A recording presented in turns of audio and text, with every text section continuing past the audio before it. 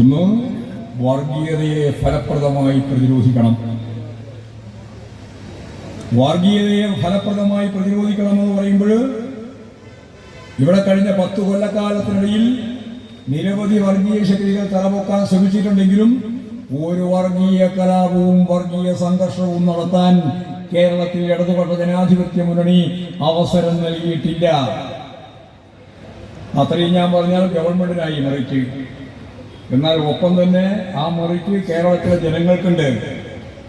ജനങ്ങളുടെ മാനസിക നിലവാരം, മതനിരപേക്ഷതയോടുള്ള കൂറ്, മാനവികത ഉയർത്തിപ്പിടിക്കാനുള്ള ശേഷി, ഇതെല്ലാം ചേർത്തുകൊണ്ടുള്ള ഒരു ജനാവലിയാണ് കേരളത്തിൽ നിന്നുള്ളത് കൊണ്ടാണ് ഗവൺമെന്റിന് ഫലപ്രദമായ നിലപാട് സ്വീകരിക്കാനും വർഗീയതയെ പ്രതിരോധിക്കാനും സംഘടനകളും അതുപോലെ തന്നെ വർഗീയ ധ്രുവീകരണ ശ്രമങ്ങളും കേരളത്തിൽ നടത്താൻ അനുവദിക്കാതിരിക്കുകയും ചെയ്തത്.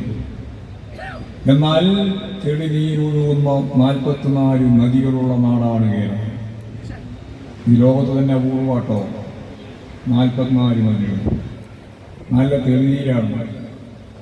ഇപ്പോഴും BJP, RSS സംഘപരിവാർ വിഭാഗം അതിൽ കൊടും വിഷം ചേർക്കുകയാണ്.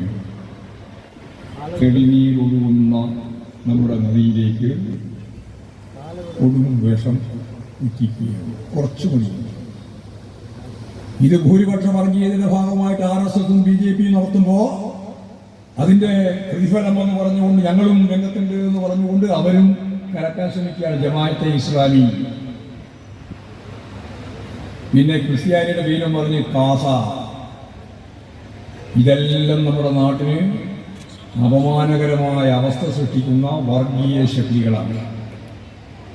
ഇതിനെ പ്രതിരോധിക്കാനാവുന്നില്ല എങ്കിൽ ഈ കേരളം ഉണ്ടാവില്ല. വെറുതെ ഒരു പ്രസംഗം നടത്തി പോകാനല്ല യാത, അതിന്റെ ജാഗ്രത വേണം. ഈ കേരളം ഉണ്ടാവില്ല. വർഗീയതയെ പ്രതിരോധിക്കാനുള്ള കരുത്താർത്ത നിങ്ങളെ കാണും. ഈ നിൽക്കുന്ന ഈ ജനസഹസ്രം നമ്മൾ വിചാരിക്കാതെ, ജനകീയമായ കുരുതലില്ലാതെ, പ്രതിരോധമില്ലാതെ നമുക്ക് വർഗീയതയെ പ്രതിരോധിക്കാനാവില്ല. ഈ നിൽക്കുന്നതും ഇരിക്കുന്നതുമായ വിവിധ ജാതി മത വിഭാഗത്തിൽപ്പെട്ടവരുണ്ട്. അവരെല്ലാം മിക്കവാറും വിശ്വാസികളാണ് എന്ന് എനിക്കറിയാം.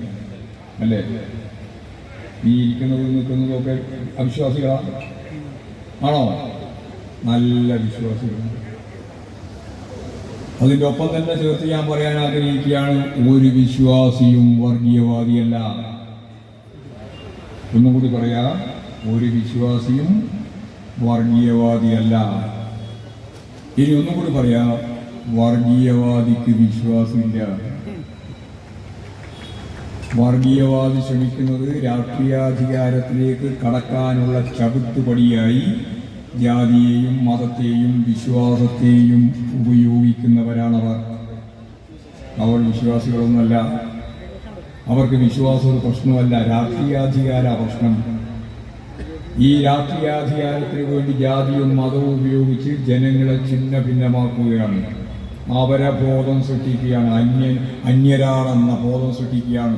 നമുക്ക് അന്യരാണെന്ന ബോധം സൃഷ്ടിക്കല്ല വേണ്ടത്, നമ്മളെല്ലാം ഒന്നാണെന്ന ബോധമാണ് കേരളത്തിന്റെ പൈതൃകം. അതാണ് ശ്രീനാരായണ ഗുരു, ചട്ടമ്പി സ്വാമികൾ, അതുപോലെ തന്നെ നമുക്കറിയുന്ന വൈകുണ്ഠ സ്വാമികൾ, എത്രയെത്ര ആചാര്യന്മാരാണ്. നമ്മുടെ ഇങ്ങോട്ടേക്ക് മലബാറിലേക്ക് വരുമ്പോൾ വാഗ്ഭടാനന്ദൻ ഉൾപ്പെടെ എത്ര ആളുകളാണ്. ഇവരെല്ലാം ചേർന്ന് കൃത്യമായിട്ട് രൂപപ്പെടുത്തിയ ഒരു പശ്ചാത്തലത്തിലാണ് ദേശീയ പ്രസ്ഥാനം. അതിന്റെ തുടർച്ചയിലാണ് കമ്മ്യൂണിസ്റ്റ് ഇടതുപക്ഷ പ്രസ്ഥാനം. ഇതെല്ലാം ചേർന്ന് രൂപപ്പെടുത്തിയതാണ് ഇന്നത്തെ കേരളത്തിന്റെ മനുഷ്യന്റെ മനസ്സ്. ആ മനസ്സ് തകർന്നാൽ, ആ മനസ്സിലുള്ള ഐക്യബോധം തകർന്നാൽ, ഈ മാനവീയ മൂല്യങ്ങൾ തകർന്നാൽ പിന്നെ ഈ കേരളം ഉണ്ടാവില്ല. കേരളത്തെപ്പറ്റി നമ്മൾ നല്ലപോലെ മനസ്സിലാക്കണം. കേരളത്തെ പോലെ ഈ ജനസാന്ദ്രത, ഇതുപോലെ വിന്യസിപ്പിക്കപ്പെട്ട ഒരു രാജ്യം, ഒരു നാട്, ഈ ലോകത്ത് പോലെ ഇവിടെയില്ല കേട്ടോ. ഞാനിത് അതിശയോക്തി പറയുന്നതല്ല. 3 സാർവദേശീയ മതം. ഏതൊക്കെയാണ് 3 സാർവദേശീയ മതം? 1 ഹിന്ദു, 2 മുസ്ലിം, 3 ക്രിസ്ത്യാനി. 48% മുസ്ലിമും ക്രിസ്ത്യാനിയാണ്. 52% ഹിന്ദു എന്ന് പറയുന്നവരാണ്. അല്ല, ഹിന്ദു എന്നല്ല കേട്ടോ, അവർ അംഗീകരിക്കുന്നില്ല ഹിന്ദു. പക്ഷെ 52% അങ്ങനെയാണ്. ഇതുപോലെ ലോകത്ത് ഈ റേഷ്യോവിൽ വിന്യസിക്കപ്പെട്ട 3 സാർവദേശീയ മതം അങ്ങനെയുള്ള ഒരു നാടും ഈ ലോകത്ത് എവിടെയും വേറെയില്ല. അപ്പോഴാണ് മതസൗഹാർദ്ദത്തിന്റെ, മതേതരത്വത്തിന്റെ അല്ലെങ്കിൽ മതനിരപേക്ഷതയുടെ അർത്ഥം നമുക്ക് മനസ്സിലാക്കാനാവുക. അത് ഈ കേരളത്തിലെ ഇടതുപക്ഷ പ്രസ്ഥാനത്തിന്റെ കരുത്തിലാണ് ഉറച്ചു നിൽക്കുന്നത് എന്ന കാര്യം ഈ കേരളത്തിലെ ജനങ്ങൾക്കറിയാം. അതില്ല എങ്കിൽ എന്താവും കേരളത്തിന്റെ അവസ്ഥ എന്ന് മനസ്സിലാക്കാൻ പോലും കഴിയാത്തതാണ് നമ്മുടെ മുമ്പിലുള്ള ചിത്രം. ഈ കേരളം നിലനിൽക്കണമെങ്കിൽ പണ്ട് MD പറഞ്ഞു, MD വാസുദേവൻ നായർ, ഈ കേരളം കണ്ട മഹാപ്രതിഭകളിൽ ഒരാളായിരുന്നു. ഇതിനിടെ കുറച്ചു മുമ്പ് അന്തരിച്ച MD വാസുദേവൻ നായർ കമ്മ്യൂണിസ്റ്റ് ഒന്നുമല്ല. അദ്ദേഹം കൃത്യമായിട്ട് പറഞ്ഞു, പാർട്ടിക്കകത്തുണ്ടായിരുന്ന ചില പ്രശ്നങ്ങൾ മതിവെച്ചുകൊണ്ടുള്ള പുറത്തെ ക്യാമ്പയിൻ നടന്നുകൊണ്ടിരിക്കുമ്പോൾ ചില സംഭവ പരമ്പരകൾ നടന്നപ്പോൾ അദ്ദേഹത്തിനെ കാണാൻ വേണ്ടിയിട്ട് ചിലർ പോയിട്ട് പറഞ്ഞു, കമ്മ്യൂണിസ്റ്റ് പാർട്ടിക്കെതിരായി CPM-നെതിരായി ഒരു പ്രധാനപ്പെട്ട നോട്ടീസ് ഞങ്ങൾ തയ്യാറാക്കിയിട്ടുണ്ട്, അതിൽ നിങ്ങൾ ഒപ്പിടണം എന്ന് കുറേ ആളുകൾ പോയിട്ട് MD വാസുദേവൻ നായരെ കണ്ടു പറഞ്ഞു. എല്ലാവരും വിചാരം എന്താ, MD ഇതിന്റെ മുമ്പിൽ ആദ്യം ഒപ്പിടുന്ന, എന്നിട്ട് ആദ്യത്തെ പേര് ഒട്ടിയെടുത്തിട്ടുണ്ട് ഒപ്പിടാൻ, പ്രമാണിമാർക്ക് ഒപ്പിടാൻ വേണ്ടി. എന്നിട്ടാണ് ആ കടലാസം കൊണ്ട് MD വാസുദേവൻ നായർക്ക് പോയത്. വീട്ടിൽ ചാരി കസേരയിൽ ഇങ്ങനെ ഇരിക്കുകയാണ്. ഇരിക്കുമ്പോൾ ഇത് ഇങ്ങനൊരു പ്രമേയമുണ്ട്, ഞങ്ങളെല്ലാം ഒപ്പിട്ടിട്ടുണ്ട്, ഇനി നിങ്ങളെപ്പോലുള്ളവരുടെ കൂടി ഒപ്പ് ശേഖരിച്ച് ഞങ്ങൾ പ്രസിദ്ധീകരിക്കാൻ കൊടുക്കുകയാണ് എന്ന് MD വാസുദേവൻ നായരോട്. ചാരി കസേര അദ്ദേഹത്തെ അറിയുന്നത് ഞങ്ങൾ ആ വീട്ടിലെല്ലാം പോയാൽ കാണുന്നതാണ്. ഒരു ചാരി കസേരയുണ്ട്, ആ സ്ഥലത്തിൽ ഇങ്ങനെ ഇരിക്കുകയാണ്, മൗനിയാണല്ലോ, ഒന്നും അധികം സംസാരിക്കില്ല. അവർ കൊടുത്ത കടലാസ് വായിച്ചു, ഒപ്പിടാൻ വേണ്ടിയിട്ട് കൊടുത്ത സ്ഥലവും കണ്ടു. ആ MD പറഞ്ഞു, ഞാനിതിൽ ഒപ്പിടില്ല. സംശയമൊന്നും ഉണ്ടായില്ല, ചില സംശയം ഉണ്ടായിരുന്നു, അവരെല്ലാം ഒപ്പിട്ടിട്ടുണ്ട് സംശയക്കാർ. MD പറഞ്ഞു, ഞാൻ ഇതിൽ ഒപ്പിടുന്ന പ്രശ്നമില്ല. കമ്മ്യൂണിസ്റ്റ് പാർട്ടിയെ പറ്റി വിമർശനമൊക്കെ ഉണ്ടാവും, പക്ഷേ ഈ കമ്മ്യൂണിസ്റ്റ് പാർട്ടി ഇല്ലെങ്കിൽ പിന്നെ ഈ കേരളമില്ല എന്ന കാര്യം നിങ്ങൾ ഓർത്തോ എന്ന് പറഞ്ഞത് ഞങ്ങളല്ല, പറഞ്ഞത് MD വാസുദേവൻ നായരാണ്. ഈ കേരളമില്ലെങ്കിൽ, ഈ കമ്മ്യൂണിസ്റ്റ് പാർട്ടി ഇല്ലെങ്കിൽ ഈ കേരളം ഇല്ല. ഇതിനിടെ ദേവസ്വം ബോർഡിന്റെ ചെയർമാനായിട്ട് നമ്മൾ തീരുമാനിച്ച അതിന് മുമ്പേ തന്നെ അദ്ദേഹം ഒരു സ്റ്റേറ്റ്മെന്റ് കൊടുത്തു, ദേവകുമാർ IAS. അദ്ദേഹം പറഞ്ഞു, ഈ വിശ്വജനവിഭാഗത്തെ ഒരു വർഗപ്രസ്ഥാനമായിട്ട് ശക്തിപ്പെടുത്തിയത്, തൻ്റെ അടി വർഗമാക്കിയത് ഈ കമ്മ്യൂണിസ്റ്റ് പാർട്ടിയാണ്. ഈ പാർട്ടി ഇല്ലെങ്കിൽ എന്താകുമായിരുന്നു സ്ഥിതി എന്ന്. ഞാൻ ആ ചരിത്രമൊന്നും വിശദീകരിക്കാൻ സമയമില്ലാതെ വിശദീകരിക്കുന്നില്ല. വർഗീയതക്കെതിരായി പൊരുതുന്ന കേരളത്തിലെ ജനങ്ങളുടെ കരുത്താരാണ് എന്ന ചോദ്യത്തിന് ഞങ്ങൾ ഉത്തരം പറയുന്നു, അത് വിശ്വാസികളാണ്. വിശ്വാസികളല്ലാതെ യുക്തിവാദികളും കുറച്ച് കമ്മ്യൂണിസ്റ്റുകാരും വട്ടക്കാരുമല്ല. ഈ വിശ്വാസികളെ ചേർത്ത് നിർത്തിക്കൊണ്ട് മാത്രമേ നമുക്ക് വർഗീയതക്കെതിരായി പൊരുതാൻ സാധിക്കുകയുള്ളൂ. ആ പൊരുതൽ ശക്തിപ്പെടുത്തേണ്ടുന്ന ഒരു കാലായത്. ഇല്ലെങ്കിൽ ഞാൻ ഇവരെല്ലാം പറഞ്ഞതുപോലെ ഈ കേരളം ഉണ്ടാവില്ല. ഈ കേരളത്തെ തകർക്കാനാണ്.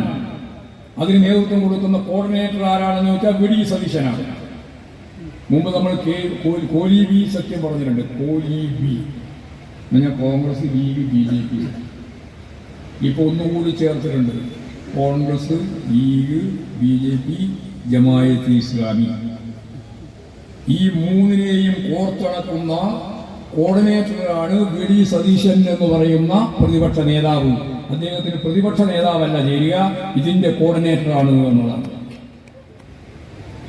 ഇതാണ് VD സതീശൻ. VD സതീശൻ എന്നോട് എന്നെപ്പറ്റി പറയുകയാണ്, ഞാൻ കളവാണ് പറയുന്നത്, ഓർമ്മശക്തിയില്ല.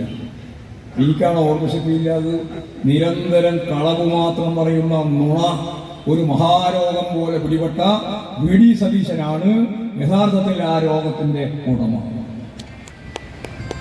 ഞങ്ങൾ വെറുതെ അങ്ങോട്ടും ഇങ്ങോട്ടും പറയണമെന്ന് വിചാരിച്ചാണ് ഈ ജാഥ. ഇപ്പം അദ്ദേഹം ജാഥ തുടങ്ങിയപ്പോൾ പറഞ്ഞുകൊണ്ടിരിക്കുകയാണ്.